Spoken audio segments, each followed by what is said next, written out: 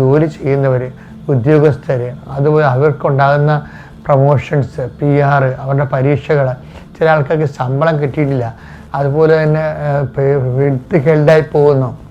അതുപോലെ അങ്ങനെ ഉണ്ടാകുന്ന എല്ലാ വിഷയങ്ങളും, ചിലരുടെ റിപ്ലൈ കിട്ടിയില്ല, ചിലർക്ക് അവർ കത്ത് വിട്ടിട്ടുണ്ട്,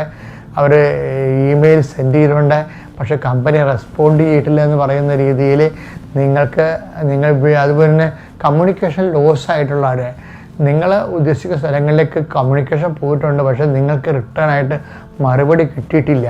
അതുപോലെ തന്നെ ഇങ്ങനെയുള്ള മേഖലകളെല്ലാം ചില പ്രമാണം കുടുങ്ങിപ്പോയിരിക്കുന്നു, പ്രമാണം നടക്കുന്നില്ല,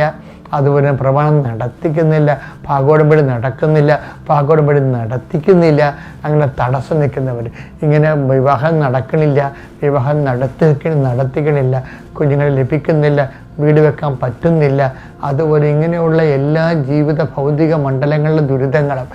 മാതാവിൻ്റെ പ്രത്യക്ഷീകരണത്തിൻ്റെ ശക്തിയാൽ പിതാവിൻ്റെയും പുത്രൻ്റെയും പരിശുദ്ധ നാമത്തിൽ ഞാൻ ബന്ധിക്കുന്നു.